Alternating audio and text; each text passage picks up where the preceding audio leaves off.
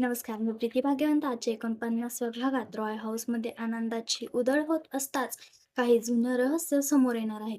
तेजस आणि रियाच्या नात्याला माईकडून अनपेक्षित प्रतिसाद मिळतोय, पण दुसरीकडे आदिराजच्या हाती लागलेली ती फाईल श्रेयचा वेदनादायी भूतकाळ समोर उभा करतोय.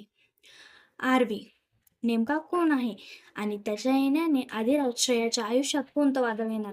तसेच आदिराजचा जुना मित्र सेल्वन याच्या एंट्रीने कथेत कोणतं नवीन वळण मिळणार? चला तर मग पाहूया आजचा हा जबरदस्त भाग.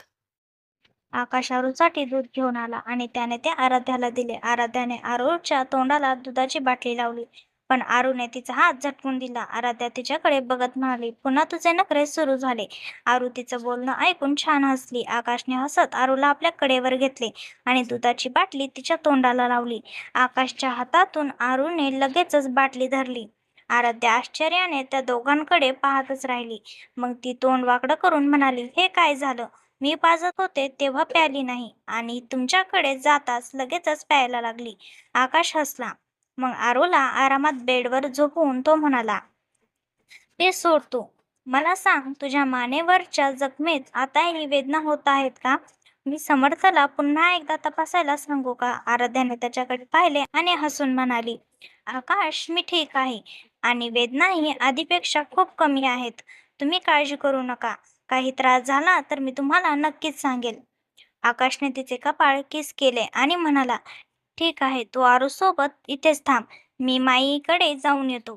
तुम्ही सगळ्यांनी मला त्यांच्याशी नीट बोलूही दिले नाही. आराध्या त्याची ही तक्रार ऐकून हसली आणि आकाश तिथून लक्ष्मीमाईच्या खोलीकडे निघून गेला. आराध्या आपल्या लहान पोरीसोबत खेळण्यात मग्न झाली. इकडे आकाश माईच्या खोलीत आला. त्याने दरवाजा वाजवला तेव्हा माईने त्या दिशेने पाहिले. त्यांनी आकाशला पाहताच हसून म्हटले, ये ना, तिथे का उभा आहेस? आकाश आत गेला तेव्हा त्यांना आपल्या जवळ बसून घेतले. आकाशने विचारले, माई, कशा आहात तुम्ही? माईने हसत त्याच्या चेहऱ्याला स्पर्श केला आणि मायेने म्हणाले, मी ठीक आहे. तुम्हा सगळ्यांना असं हसताना खेळताना पाहिलं की मला अजूनच बरं वाटतं.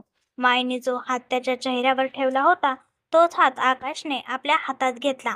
माई त्याच्याकडे बघत म्हणाल्या, काही सांगायचं आहे का तुला? बोल ना. आकाशने एक दीर्घ श्वास घेतला आणि म्हणाला, माई, तुम्ही खरंच तेजसवर रागावला आहात का? माई, रिया वाईट मुलगी नाहीये. ही स्वभावाने खूप शांत आणि साधी आहे. मी तिला जवळजवळ 2.5 वर्षापासून पाहतोय. मीच तिला आराध्यासाठी कामावर ठेवले होते. माई हसल्या आणि म्हणाल्या, तुला कोणी सांगितलं की मी त्याच्यावर रागवली आहे? तुम्हा सगळ्यांनी प्रेमविवाह केला आहे आणि मला तुमच्यापैकी कोणाबद्दलही तक्रार नाही. तुम्ही स्वतःसाठी एक चांगला जोडीदार निवडला आहे. तेजसही मध्ये कितीही बालिशपणा असला तरी त्याच्या समजूतदारपणावर माझा इतका विश्वास आहे की तो अशा कोणत्याही मुलीवर प्रेम करणार नाही जी त्याच्यासाठी किंवा घरच्यासाठी योग्य नसेल. आकाश हसला. मग त्याने विचारले, तर मग सकाळी तुम्ही त्याला का ओरडलात? माई हसून म्हणाल्या, तुम्ही सगळे समजूतदार आहात, मला तुमची काळजी नाही. तन्वीला सुद्धा समर्थ सांभाळून घेतो, पण तेजच आजही कधी कधी बालिशपणा करतो. म्हणूनच कधी कधी मला ओरडावं लागतं, जेणेकरून तो भरकटणार नाही. आकाशने हसून त्यांच्याकडे पाहिले आणि म्हणाला, असं कधीच होणार नाही माई.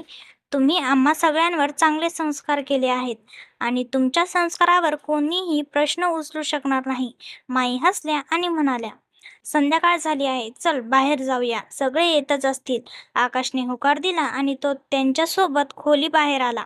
तोपर्यंत तन्वी आणि आर्नव सुद्धा हॉलमध्ये आले होते. माईने रणजितच्या कडेवरून छोटीशी रिवाला आपल्या कडेवर घेतले आणि तिच्याशी खेळू लागल्या. नन्ही रिवा हसताना आपले छोटे हातपाय हलवत होती आणि सगळे तिला पाहून हसत होते. तेवढ्यात गोलू धावत आला आणि त्याच्या मागे आरू सुद्धा आली. आकाश त्या दोघांना पाहून म्हणाला, अरे सावकाश, पडताना तुम्ही. गोलू पटकन सोप्यावर बसत म्हणाला, नाही पडणार डॅडा, आता आम्हाला छोट्या रिवासोबत खेळायचं आहे. आकाश हसला. या रॉय हाऊसमधल्या सर्व आनंदी आठवणी त्याला एक स्वप्नासारख्या वाटत होत्या. तेवढ्या श्रेया, आराध्या आणि नव्या सुद्धा तिथे आल्या. श्रेया आणि आराध्या थेट स्वयंपाकघराकडे गेल्या, कारण संध्याकाळची वेळ होती आणि त्यांना चहा नाश्ता तयार करायचा होता. इकडे ऑफिसमध्ये अधिराज, अर्णव आणि रणजित सोबत घरासाठी निघाले होते. त्यांनी आज काम लवकर संपवले होते. पण आदिराज आणि अर्णव दोघेही त्या मीटिंगबद्दल पूर्णपणे विसरले होते. ते लवकरच घरी पोहोचले आणि फ्रेश होऊन हॉलमध्ये सगळ्यांसोबत येऊन बसले. सगळे चहा नाश्त्यात व्यस्त होते.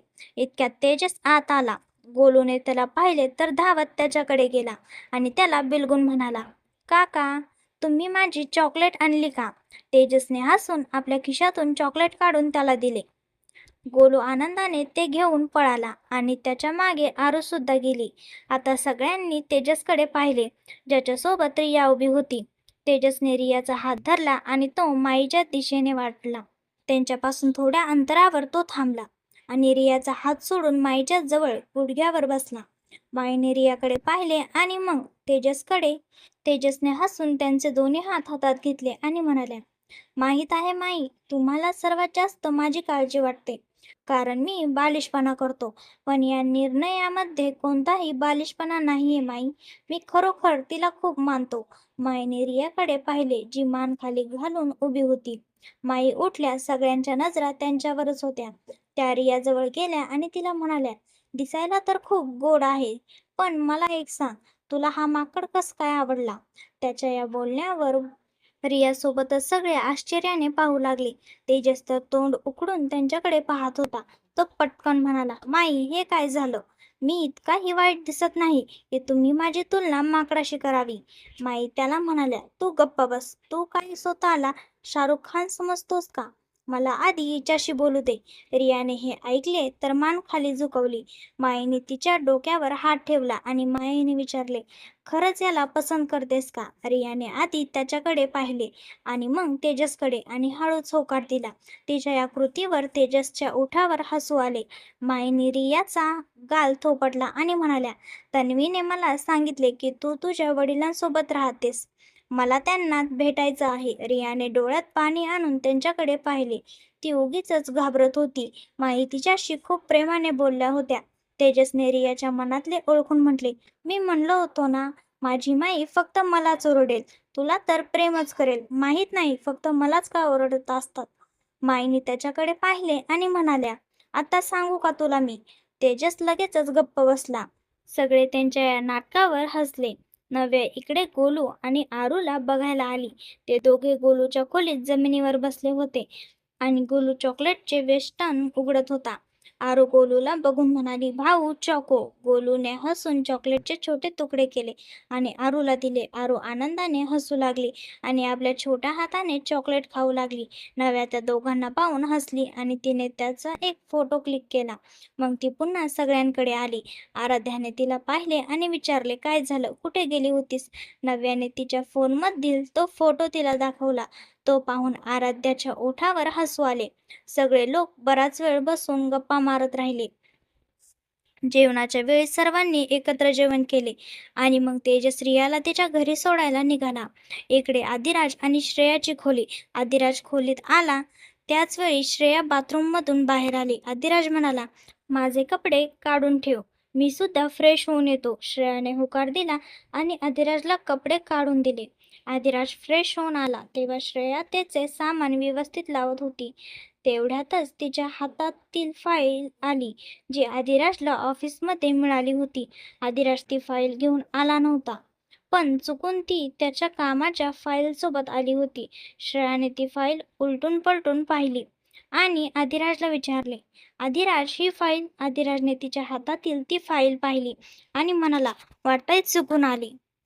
माहीत नाही कोणी पाठवली होती. फक्त जागेचे नाव आणि वेळ लिहिलेली आहे. मीटिंग कोणासोबत आहे हे किंवा कशासाठी आहे काहीच दिलेले नाही." श्रेयालाही हे विचित्र वाटले, पण ती फाईल उघडून बघणार त्याआधीच आदिराजने ती तिच्या हातातून घेतली आणि म्हणाला, "ते सोड आणि चला आता झोप. ही झोपायची वेळ आहे, कामाची नाही." श्रेयाने त्याच्याकडे पाहिले आणि मग त्याच्या हातातील त्या फाईलकडे. मग तिने आपले सर्व प्रश्न बाजूला ठेवले. आदिराजने ती फाईल बाजूला ठेवली आणि श्रेयाला झटकन कडेवर उचलले. श्रेया आश्चर्याने पाहू लागली. तेव्हा तो म्हणाला, "तुला माझी कोणतीही गोष्ट आरामात सांगितल्यावर समजत नाही का?" श्रेयाने तोंड वाकडे केले. आदिराज हसला. त्याने श्रेयाला हळूच बेडवर झोपवले आणि तिच्याकडे झुकला. त्याने श्रेयाच्या कपाळावर आपले ओठ टेकवले. त्याच्या स्पर्शाने श्रेयाने डोळे मिटवले आदिराज बाजूला झाला तेव्हा श्रेयाने डोळे उघडले. आदिराजने तिला बाहूमध्ये घेतले आणि डोळे मिटवले. तो म्हणाला, झोप आता, आता त्रास देणार नाही. श्रेया हसली आणि त्याच्या कुशीत शिरून झोपी गेली. इकडे तन्वी आणि समर्थची खोली. तन्वी समर्थची वाट पाहत बसली होती, पण तो आतापर्यंत आला नव्हता. तन्वी तोंड वाकडं करून म्हणाली, तुम्ही घरी या डॉक्टर साहेब, मग सांगते तुम्हाला. काय म्हणाला होतात, वेळेवर घरी येईल. जर येऊ शकलो नाही तर कळवेल. पण अजून स्वतःही आला नाहीत आणि कोणालाही फोन किंवा निरोप नाही. मी तुमच्यावर खूप रागावले आहे. बोलणार नाही तुमच्याशी. समर्थ जो आत्ताच आला होता, तो दारात उभा राहून तिचे बोलणे ऐकत होता आणि त्याच्या ओठावर हसू होते. तो थोडा वेळ तिचे बोलणे आणि तक्रारी ऐकत राहिला, मग हसत आत गेला. तन्वीला जेव्हा पावलांचा आवाज आला तेव्हा तिने तिकडे पाहिले. समर्थला पाहून तिने तोंड फिरवले आणि पुटपुटली, आता येत आहात. मी कधीपासून वाट पाहत होते, पण मला काही किंमतच नाही. दिवसभर फक्त काम आणि काम, जसं काही काम नसून माझी सवत झाली आहे. ती सतत पुटपुटत होती आणि त्या नादात ती ती हे सुद्धा विसरली की समर्थ तिथेच आहे. समर्थ तिच्या जवळ बसून तिचे बोलणे ऐकत होता.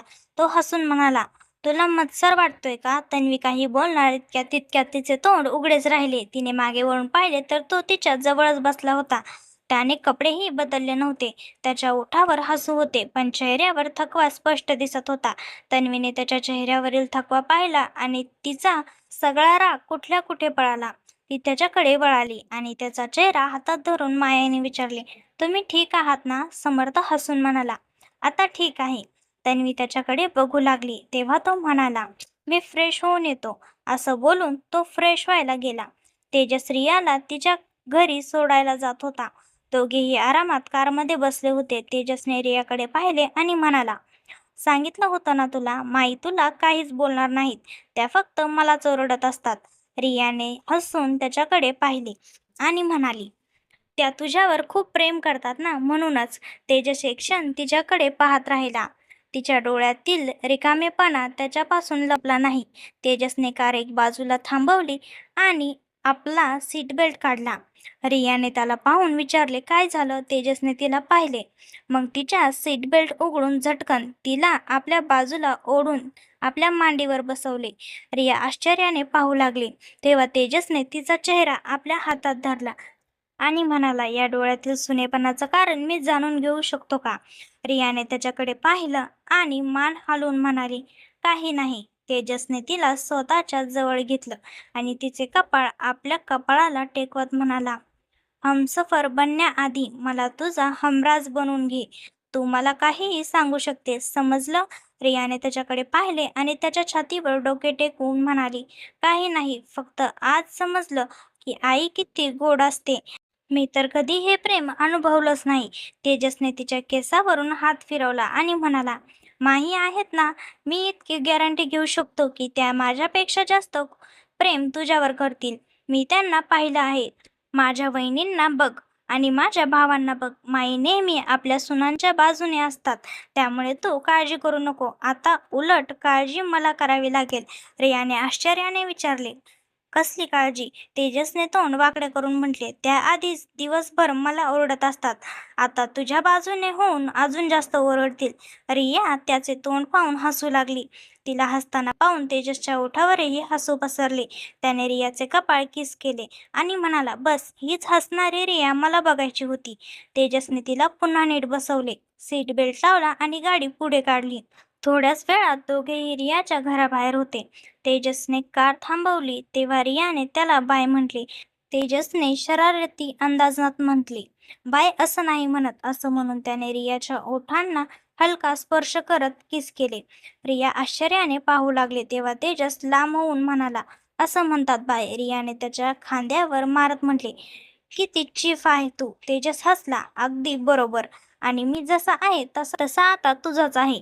त्याने तिच्या नाकावर टप केले आणि रिया हसली. मग ती म्हणाली, आता मी जाते, तू पण सांभाळून जा. ती आत गेली तोपर्यंत तेजस तिथेच उभा होता. ती आत गेल्यावर त्याने युटर्न घेतला आणि घराकडे निघाला. तो घरी पोहोचला तोपर्यंत सगळे झोपले होते. तो माईच्या खोलीकडे गेला आणि हळूच दरवाजा उघडला. माई झोपल्या होत्या. तो त्यांच्या बेडजवळ गेला आणि त्यांना एकटक पाहत राहिला. त्याने हळूच त्यांच्या डोक्यावर हात ठेवला आणि मग हसला. त्याने झुकून त्यांचे कपाळ किस केले आणि म्हणाला, I love you the most in the world my. त्याने त्यांची चादर नीट केली आणि बाहेर गेला. तो गेल्यानंतर माईने डोळे उघडले आणि हसून स्वतःशीच म्हणाल्या, लहानपणीची याची ही सवय अजूनही बदलली नाही. दुसरीकडे आकाशची खोली. सकाळी आकाशचे डोळे उघडले तेव्हा त्याची नजर आराध्यावर पडली. त्याने उठून आराध्याचे तापमान तपासले आणि तिचे कपाळ किस करू लागला. गुड मॉर्निंग बायको. तो फ्रेश व्हायला गेला. बाहेर आला तेव्हा आरू जागी झाली होती आणि तिचे छोटे हात डोळे चोळत होते. आकाश हसून तिच्याकडे गेला आणि तिला कडेवर घेऊन गालावर किस करत म्हणाला, जागी झाली माझी परी. आरूने त्याच्या खांद्यावर डोके टेकवले. आकाशने तिला बेडवर झोपून दुधाची बाटली हातात दिली. आरूने आज नखरे न करता दूध पिणे सुरू केले. मग आकाशने आराध्याला उठवले. बायको उठ, 7:30 वाजलेत, अजून किती वेळ झोपणार. आरूने जेव्हा डॅडाला मम्माला उठवताना पाहिले तेव्हा तिने बाटली बाजूला ठेवली आणि आराध्याच्या चेहऱ्यावर हात फिरवू लागली. आराध्याने डोळे उघडले तेव्हा समोर आरू होती. आकाशने हसत म्हटले, गुड मॉर्निंग बायको. आराध्या उठून बसली आणि अंगडाई घेत म्हणाली, गुड मॉर्निंग मिस्टर सडू. आकाशने मान हलवली आणि विचारले, अच्छा, मी असं काय केलं की मला एवढा मान मिळतोय. आराध्याने त्याच्या गळ्यात हात टाकले आणि म्हणाली, आय लव्ह यू. आकाशने विचारले, हे कशासाठी. आराध्या म्हणाली, तुम्हाला ना असं वाटत नाही का की तुम्ही दिवसांदिवस अनरोमॅन्टिक होत चालले आहात. सकाळी उठल्यापासून रात्रीपर्यंत फक्त काम काम काम आणि थोडा वेळ फ्री मिळाला तर बायको जेवली का, बायको औषध घेतलंस का, विश्रांती घे, बस हेच चालू आहे. आकाशने पाहिले आणि आरू त्याच्याकडे बघत होती. त्याने आराध्याचे हात गळ्यावरून काढले आणि डोळ्यांनी आरूकडे इशारा केला. आराध्याने तिकडे पाहिले आणि हसली. तिने आरूला कडेवर घेतले आणि म्हणाली, माझं शोना बेबी. आरू हसली आणि आराध्या तिला घेऊन वॉशरूमकडे गेली. आकाश स्वतःशीच म्हणाला, अनरोमॅन्टिक मी काय पण. आराध्या आरूला तयार करून आली होती पण स्वतः अजून बाथरूममध्येच होती. तिने आरूला खाली खेळणी देऊन बसवले आणि कपाटाकडे गेली. आरू आधी खोलीबाहेर गेली हे तिच्या लक्षात आले नाही. आकाशने आरू बाहेर गेल्यावर दरवाजा लॉक केला आणि आराध्याच्या जवळ गेला. आराध्याला आपल्या पोटावर हाताचा स्पर्श जाणवला आणि आकाशचे श्वास मानेवर जाणून ती शांत झाली. आकाशने तिच्या कानात हळूच विचारले, तुला वाटतं मी अनरोमॅन्टिक होत चाललोय. आराध्या हटकून म्हणाली, नाही, मी तर फक्त मस्करी करत होते. आकाश तिचे बोलणे तोडून म्हणाला, फक्त काय बायको. आराध्या आता काही बोलू शकली नाही. मग तिला आरूची आठवण आली आणि ती म्हणाली, आकाश. आरू. आकाशने तिच्या मानेवर किस केले आणि म्हणाला, ती बाहेर गेली आहे आणि इथे फक्त आपण दोघेच आहोत. आराध्या त्याच्या बाहूमध्ये कसमसली तेव्हा आकाश हसून म्हणाला, काय झालं, मगाशी तर अनरोमॅन्टिक म्हणत होती, आता मी रोमांस करतोय तर लांब जातेस. त्याने तिच्या बाथरूमची गाठ उघडायचा प्रयत्न केला तेव्हा तिने त्याचा हात धरला आणि लाजत म्हणाली, आकाश प्लीज नको, मी फक्त मस्करी करत होते. आकाश हसला आणि तिचे कपाळ किस करून म्हणाला, मी पण मस्करीच करत होतो, एवढी घाबरू नकोस, तयार हो, सगळे नाश्त्यासाठी वाट पाहत असतील. आराध्याने होकार दिला आणि ती तयार व्हायला गेली. खाली डायनिंग हॉलमध्ये सगळे होते. आरू सध्या नव्याकडे होती आणि नव्या तिला नाश्ता भरवत होती. तन्वीने समर्थला नाश्ता वाढला आणि डोळे वटारून म्हणाली, खबरदार, यातलं काही सोडलं तर. समर्थने तोंड वाकडे केले. नाश्ता झाल्यावर आकाशने कुलदेवीच्या मंदिरात जाण्याबद्दल विचारले.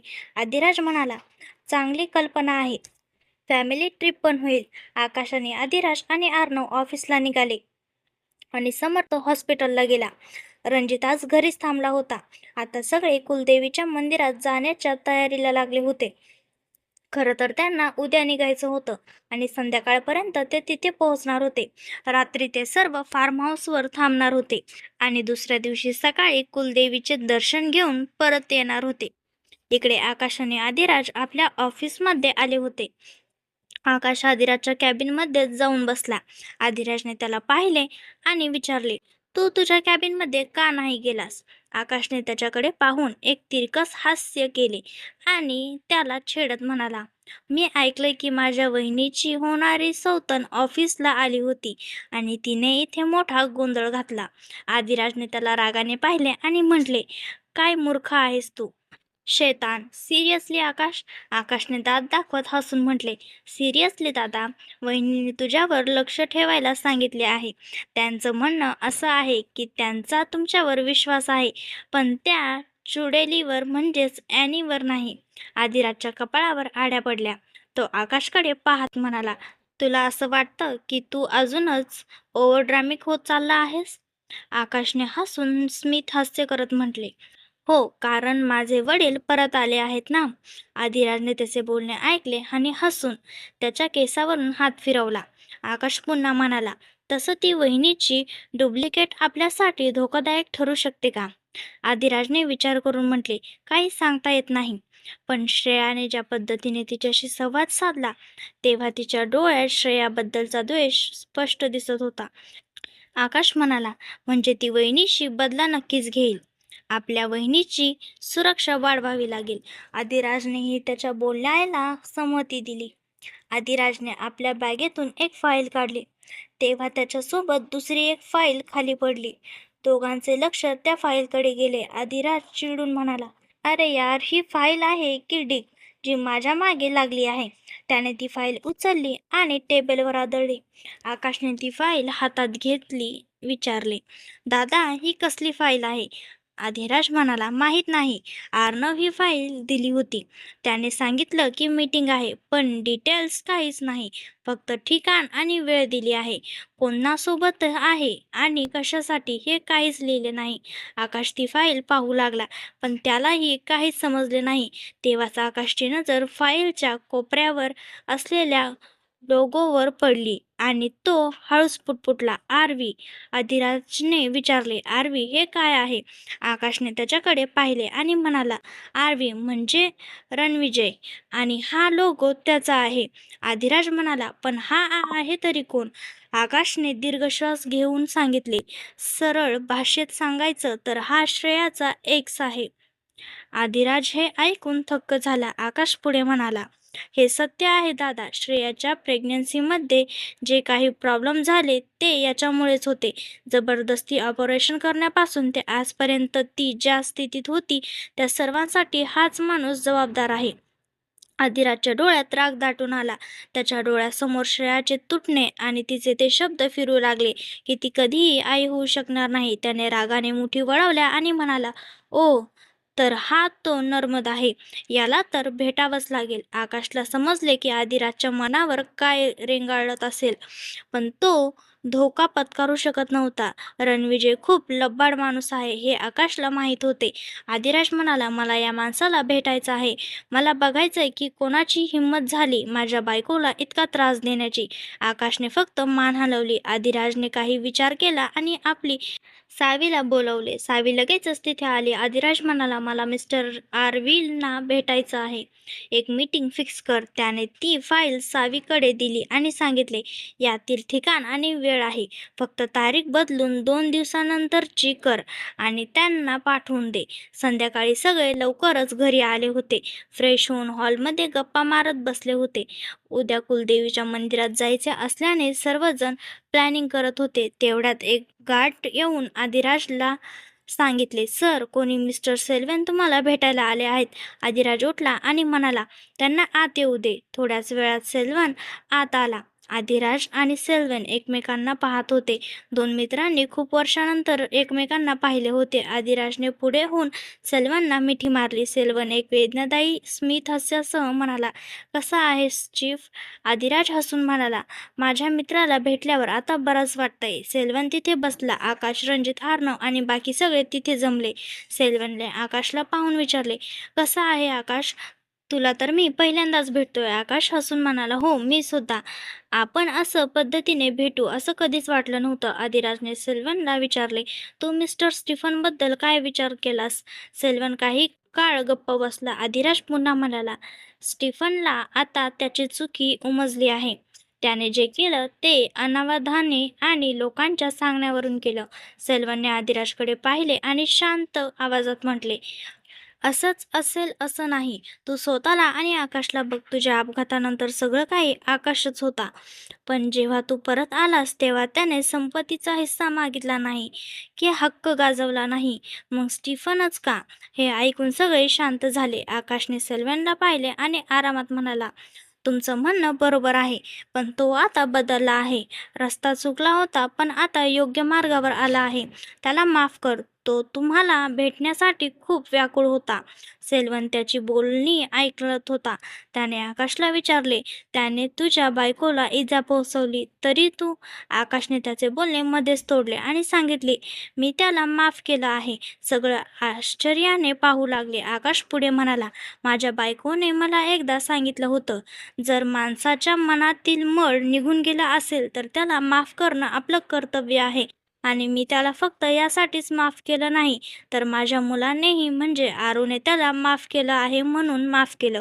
माझी मुलगी कोणाकडेही लवकर जात नाही, पण जेव्हा स्टीफन आला तेव्हा ती मम्मापासून लपण्यासाठी स्टीफनच्या मागे जाऊन लपली. तुम्ही सख्खे भाऊ आहात आणि मोठ्या भावाचं कर्तव्य असतं लहानाच्या चुका माफ करणं. आदिराज आकाशच्या समजूतदारपणावर हसला आणि म्हणाला, तो बरोबर म्हणतोय सेल्वन, त्याला माफ कर. सेल्वन खोल श्वास घेत म्हणाला, मी विचार करीन, पण आता मला बाकीच्यांना भेटायचं आहे. आदिराजने श्रेयाला आवाज दिला, श्रेया कुठे आहेस? सेल्वनला श्रेया हे नाव ऐकून आश्चर्य वाटले. त्याने विचारले, कोण आहे ही श्रेया? आणि माझी भैरवी वहिनी कुठे आहे? हे ऐकून सगळे स्तंभ झाले. तिथे येत असलेल्या श्रेयाचे पावले थांबले. आदिराजने श्रेयाचा हात धरला आणि तिला सेल्वनसमोर उभे करून हसून सांगितले, ही माझी पत्नी आहे, मिसेस श्रेया आदिराज रॉय. सेल्वन आश्चर्याने तिच्याकडे पाहत राहिला. आदिराजने डोळ्यांनी इशारा केल्यावर सेल्वन सावरला आणि म्हणाला, हॅलो वहिनी, मिस सेल्वन पार्क. तेवढ्यात तिथे गोलू धावत आला आणि म्हणाला, डॅडा, छोटी बेबी म्हणजे रिवा रडत आहे. आदिराज हसून म्हणाला, तिला इथे घेऊन ये. सेल्वनने गोलूला पाहून विचारले, हा तुझा मुलगा आहे? आदिराजने होकार दिला. आदिराजने सर्वांशी सेल्वनची ओळख करून दिली. गप्पाच्या नादात डिनरची वेळ कधी झाली कळलेच नाही. आदिराजने सेल्वनला आज रात्री थांबायला सांगितले. इकडे आकाश त्या दोघांना वेळ देऊन आपल्या खोलीत आला. खोलीत आराध्या बेडवर आरूला थोपटून झोपवत होती. आरू झोपली होती, पण आराध्या कोणत्या तरी विचारात मग्न होती. आकाश जवळ गेला आणि म्हणाला, बायको, ती केव्हाचीच झोपली आहे, अजून किती थोपटणार तिला? आकाशचा आवाज ऐकून आराध्या भानावर आली. आकाशने विचारले, काय विचार करतेस? आराध्याने आकाशला पाहिले आणि त्याच्या छातीवर डोके टेकवून म्हणाली, आय लव्ह यू. आकाश हसून म्हणाला, काय झालं बायको, आज अचानक असं प्रेम? पण आराध्याने काहीच उत्तर दिलं नाही, कारण ती त्याच्या बाहूमध्ये शांतपणे झोपी गेली होती. तिला झोपलेलं पाहून आकाशच्या ओठावर एक गोड स्मित हास्य उमटलं. तर मित्रांनो, तेजस आणि रियाच्या प्रेमाला मायने तर सहमती दिली आहे, पण आदिराज आता श्रेयाच्या जखमांना जबाबदार असलेल्या रणविजयचा सामना कसा करणार? कुलदेवीच्या दर्शनाला जाताना रॉय कुटुंबात आनंद तर आहे, पण या प्रवासात त्यांच्या पाठीशी कोणतं सावट रेंगाळते का? सेल्वनला भैरवी वहिनी याबद्दल पडलेला प्रश्न आदिराज कशा प्रकारे सोडवणार, हे जाणून घेण्यासाठी पुढचा भाग पाहायला विसरू नका. ही कथा तुम्हाला कशी वाटली हे मला कमेंटमध्ये नक्की कळवा आणि चॅनल लाईक, शेअर आणि सबस्क्राईब करायला विसरू नका. मी प्रीती भाग्यवंत तुमची रजा घेते. तोपर्यंत पाहत राहा आराध्या.